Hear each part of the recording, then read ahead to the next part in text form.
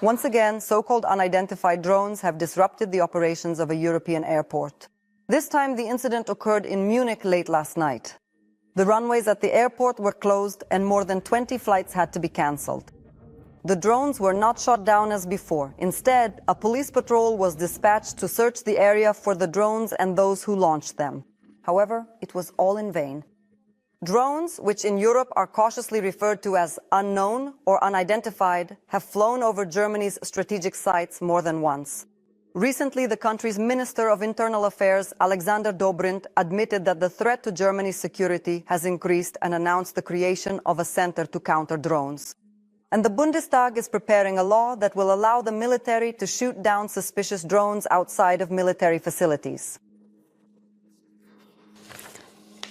The 7th summit of the European political community took place in Copenhagen, bringing together leaders from nearly 50 countries. They discussed Europe's security and support for Ukraine. Volodymyr Zelensky also took part in the discussions.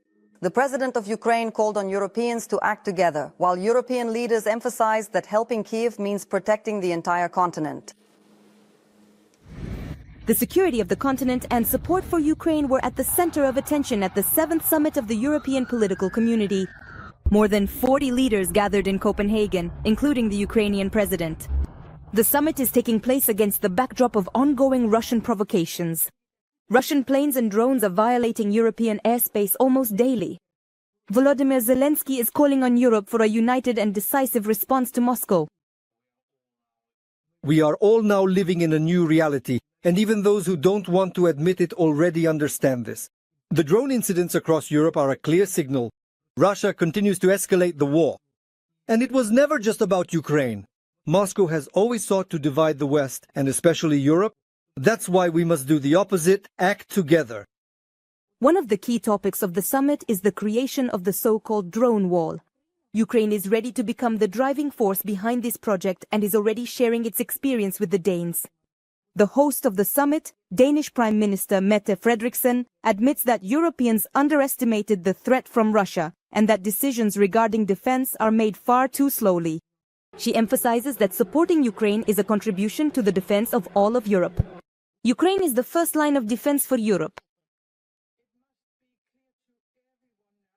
It should now be clear to everyone. Russia will not stop until it is forced to do so. It threatens not only Ukraine but all of us. This war was never just about Ukraine. This is a war for Europe, for our values and our freedom. And our main task today is to become so strong that a war against us becomes unthinkable. French President Emmanuel Macron has called for increased aid to Ukraine, from air defense to drones and long-range missiles. He also called for strengthening sanctions against Russia and stated clearly that unidentified drones over EU territory should be shot down without hesitation. We are dealing with Russia, which uses all hybrid methods, from drone and aircraft attacks to cyber attacks. We have decided to act jointly with NATO and to strengthen European defense. Drones that violate our airspace must be destroyed. And we are not obliged to give any warning about this. At the same time, Macron did not support the idea of using frozen Russian assets to support Ukraine, which would then return them after receiving reparations from Moscow for the aggression. Nevertheless, Europe will support Kyiv for as long as it takes, assures European Council President Antonio Costa. The EU has already provided Ukraine with almost 180 billion euros in aid. But this is not enough. Even larger support packages are being prepared. The EU is also working on a 19th package of sanctions against Moscow.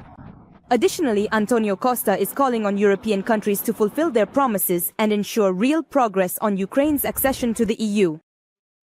We are paving the way for Ukraine's membership in the EU.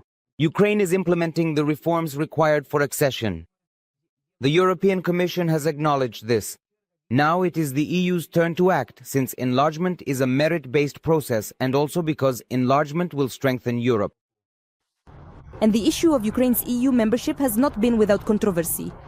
Once again, Hungarian Prime Minister Viktor Orbán stood out, refusing to call Russia a threat and once more opposing the country's EU membership, offering only a strategic partnership instead. European leaders responded sharply to this.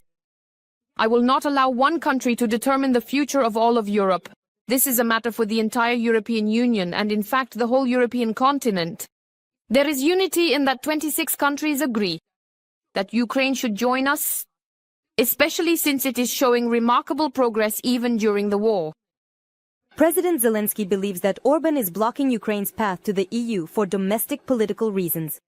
Parliamentary elections are next year. The head of state called on Europe to unite and to praise the new sanctions, strengthen Ukraine's air defense, and help with money and weapons. We need a bit more funding for drones to catch up with Russia.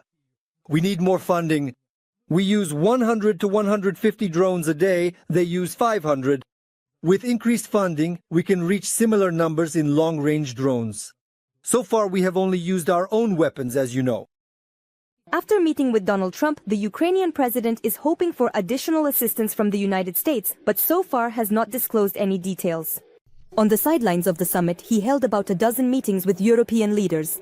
He discussed preparations for the next Ramstein with the NATO Secretary General, and with the Prime Minister of Italy, the next meeting of the Coalition of the Willing. European leaders emphasized that Europe has both the will and the resources to continue supporting Ukraine until the war ends with a just peace. Veronica Boyko, Fakti ICTV, United News. Russia deliberately cut off power to the Zaporizhzhia nuclear power plant. This shutdown was carried out manually.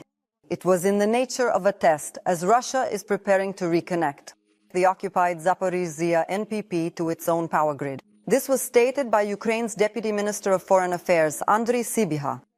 According to the minister, Russia's next step will be even more dangerous, starting up the reactor under occupation without proper maintenance, without the necessary licenses, and without supervisory procedures. These irresponsible actions are aimed solely at demonstrating Putin's control.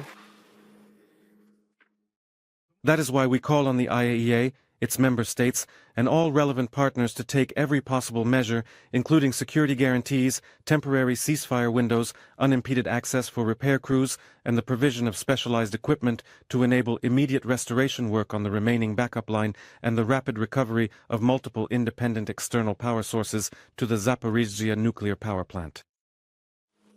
The blackout at the ZNPP has now lasted for 10 days. The State Nuclear Regulatory Inspectorate of Ukraine warns of a high probability of a nuclear disaster if the plant's power supply is not restored soon. Currently, the safety systems at the ZNPP are operating thanks to diesel generators, which are still providing enough energy to cool the nuclear fuel in all 6 reactors. We characterize this as an emergency situation that has not yet turned into an accident, but could become one, a significant and serious problem if appropriate and timely response measures are not effectively taken. First and foremost, this refers to the urgent restoration of external power supply.